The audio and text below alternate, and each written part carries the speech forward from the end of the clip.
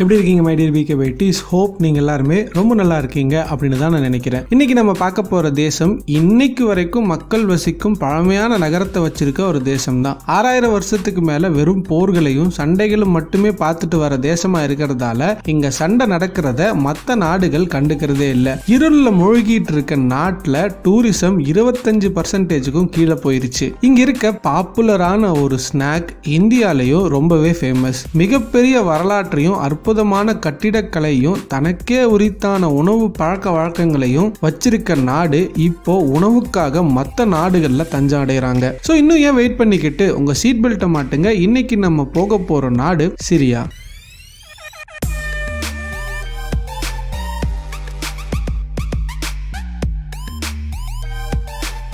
கற்றோருக்கு செல்லுமிடமெல்லாம் சிறப்பு. நான் உங்க பிகே, இது நம்ம Bkbytes. ஸோ இந்த நாட்டோட அஃபீஷியல் பேர் அப்படின்னு பார்த்தா சிரியன் அரப் ரிபப்ளிக். அண்ட் இந்த நாட்டோட எல்லைகள் அப்படின்னு பார்த்தா Turkey, Iraq, Jordan, Lebanon, Israel இந்த மாதிரியான நாடுகள். அண்ட் இந்த நாட்டோட கரண்ட் பாப்புலேஷன் அப்படின்னு பார்த்தீங்கன்னா 1,75,657 பேர். மக்கள் தொகையின் அடிப்படையில் இது 66வது இடத்தை பிடிக்குது. இது 2020 கணக்கெடுப்பு படி. இதுல ஒரு சங்கடப்படக்கூடிய விஷயம் என்ன அப்படின்னு கேட்டீங்கன்னா 2010 இந்த நாட்டோட மக்கள் தொகை 2,10,18,834 பேர். இவ்வளவு பெரிய கேப் இந்த 10 வருஷத்துல எப்படி வந்துச்சு அண்ட் இந்த மக்களுக்கெல்லாம் என்ன ஆச்சு அப்படிங்கறத பத்தியும் இந்த வீடியோல பார்க்கலாம். இந்த நாட்டோட நிலப்பரப்பு அப்படின்னு பாத்தீங்கன்னா 1,85,180 ஸ்கொயர் கிலோமீட்டர். அண்ட் நிலப்பரப்பின் அடிப்படையில் பார்க்கும்போது இந்த நாடு 87வது இடத்தை பிடிக்குது. அண்ட் இந்த நாட்டில் வாழ்ற மக்கள் அப்படின்னு பார்த்தா 87% பேர் இஸ்லாம் மக்களும், 10% பேர் கிறிஸ்டியன் மக்களும், 3% பேர் ட்ரூசி இன மக்களும் வசிக்கிறாங்க. சிரியா ஒரு பழைய மிடில் ஈஸ்டர்ன் கண்ட்ரி. இதுதான் ஏசியாவுக்கும் வெஸ்டர்ன் கண்ட்ரீஸுக்கும் ஒரு நுழைவாயில். பல வருஷங்களா ரோமன், கிரேக்கம், அரபு, துருக்கி இவங்களோட இடமா இருந்த இந்த சிரியா ISIS காரங்களுக்கும் ஒரு தங்கும் இடமா இப்ப மாறி போச்சு. உள்நாட்டு போர் அண்ட் ISIS பிரச்சனை இதெல்லாம் முடிஞ்ச பிறகு இங்க பெண்கள் எல்லாம் சேர்ந்து பெண்கள் கிராமம்னு ஒண்ணு ஆரம்பிச்சாங்க. மகளிர் மட்டும் அடிமைப்பட்ட இனமா அப்படின்னு பாட்டெல்லாம் பாடி அந்த இடத்துக்கு ஜின்வார் அப்படின்னு பேர் வச்சாங்க. அதாவது லேடிஸ் லேண்ட் அப்படின்னு பேர் வச்சாங்க. இந்த கிராமத்துக்குள்ள நுழைய மதம், இனம், மொழி இதெல்லாம் பார்க்க மாட்டாங்க. நீங்க பொண்ணா இருந்தா மட்டும் போதும். அண்ட் குழந்தைங்களையும் வரவேற்கிறாங்க. அப்போ Bkbytesக்கு என்ட்ரிஸ் உண்டு. நாமெல்லாம் ஆப்வியஸா குழந்தைகள் தானே. சிரியாவுக்கு அபிஷியல் லாங்குவேஜ்னு ஒண்ணு கிடையாது. அண்ட் மத கட்டுப்பாடுகளோ கோட்பாடுகளோ அரசியல் அமைப்புல செல்லாது. ஆனா சிரியா பிரசிடென்ட் முஸ்லீமா தான் இருக்கணும். அது ஏன்னு கேட்காதீங்க. சிரியா 2011 இருந்து சிவில் வாரோட பிடியில தான் இருக்கு.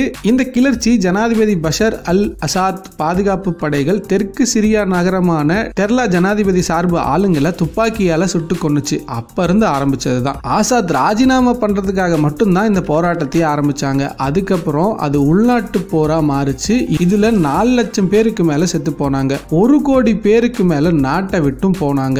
இந்த பிரச்சனையை நம்ம இன்னொரு வீடியோல விரிவா பேசலாம். பேசணுமா அப்படிங்கறதையும் கமெண்ட்ல நீங்களே சொல்லுங்க. சிரியா அப்படிங்கிற வார்த்தை அசிரியா அப்படின்ற பேர்ல இருந்து வந்திருக்கலாம் அப்படின்னு ஆராய்ச்சியாளர்கள் சொல்றாங்க. ஆனா இதுல ஒரு சுய விளம்பரம் இருக்கு அப்படின்னு சொல்லப்படுது. ஏன்னா அஷீர் அப்படிங்கிற பேர்ல இருந்து தான் இந்த சிரியா அப்படிங்கிற பேர் வந்ததாகவும் சொல்லப்படுது. அஷீர் அப்படிங்கிறதுக்கு இளவரசர் அப்படின்னு அர்த்தம். இப்படியும் சில பேர் சொல்றாங்க. சிரியால இருந்து அமெரிக்காவுக்கு போய் பெரிய பெரிய ஹிட்டான ஏகப்பட்ட பேரை சொல்லிக்கிட்டே போகலாம். எக்ஸாம்பிளுக்கு சொல்லணும்னா Jerry Seinfeld, Paula Abdul, F Murray Abraham இவங்க எல்லாம் சிரியன் வழி வந்தவர்கள் தான். அட இவ்ளோ ஏங்க, நம்ம ஜண்டாலா அம்மன் பட ஜண்டா இல்ல, அப்துல் ஃபல்லா ஜண்டாலி இவரை தெரியலையா? நம்ம ஆப்பிள் CEO ஸ்டீவ் ஜாப்ஸ் இருக்காருல்ல, அவரோட அப்பா தான். இவரும் சிரியா நாட்டுக்காரர் தான். சிரியா பத்திரிகைக்காரர்களுக்கு ரொம்ப டேஞ்சரான ஒரு நாடு அப்படின்னு சொல்லப்படுது. ஏன்னா 2014 இருந்து இதுவரைக்கும் 17 ஜேர்னலிஸ்ட் கொல்லப்பட்டிருக்காங்க. இந்த உள்நாட்டு போரை நடத்திட்டு வந்த ஆசாத்துக்கு ரஷ்யா,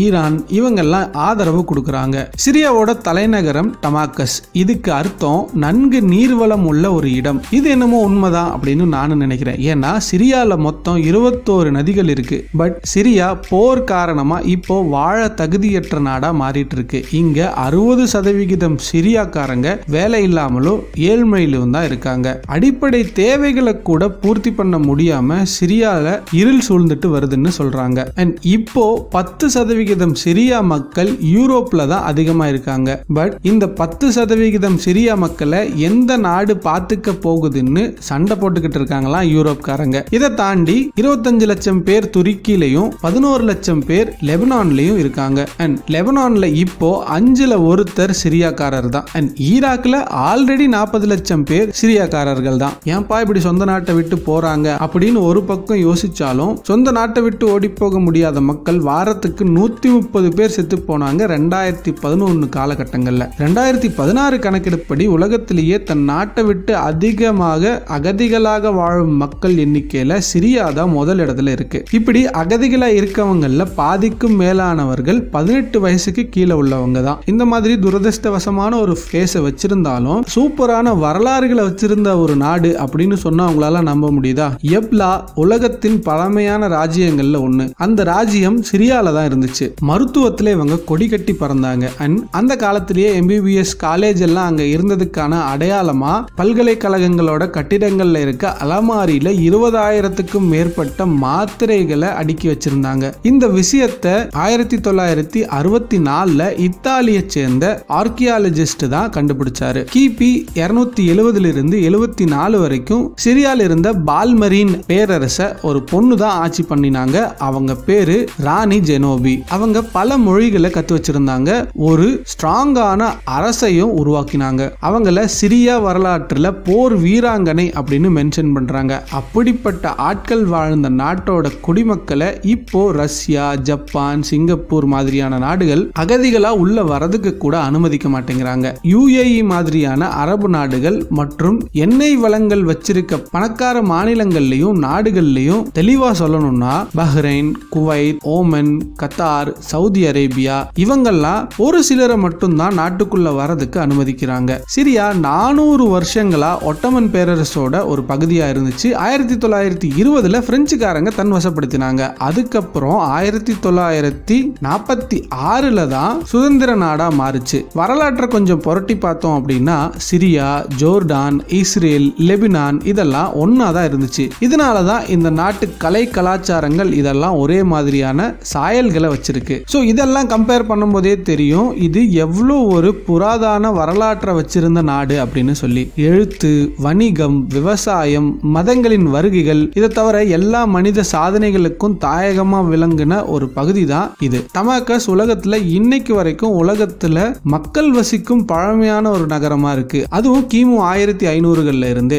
இந்த விஷயங்கள் எல்லா எகிப்து வரலாறுகள்லயும் ஆவணப்படுத்தப்பட்டிருக்கு. அதே மாதிரி கார்பன் டேட்டிங் அப்படிங்கிற ஒரு இடம் கிமு 6300 வருஷங்களுக்கு முன்னாடி இருந்தே பிரச்சனைகளுக்கு உள்ளான ஒரு பகுதியா இருந்திருக்கு. சிரியால இருக்க போஸ்ரோ அப்படிங்கிற இடத்துல நம்பவே முடியாத அளவுக்கு 4 ரோமன் ஆம்பி தியேட்டர்ஸ் இருக்கு. ஒவ்வொரு தியேட்டர்கள்லயும் 15,000க்கு மேலான மக்கள் ஒன்னா உட்கார முடியும் அப்படிங்கிறது ஒரு ஆச்சரியமான விஷயமும் கூட. இவ்வளவு ஏங்க இங்க 6 யுனெஸ்கோ சைட்ஸ் இருக்கு. அப்போ எவ்வளவு பழமையான நாடுன்னு யோசிச்சு பாருங்க. இப்ப இங்க இருக்க மக்களை கடத்திட்டு போய் தீவிரவாதிகளா மாத்துறாங்க.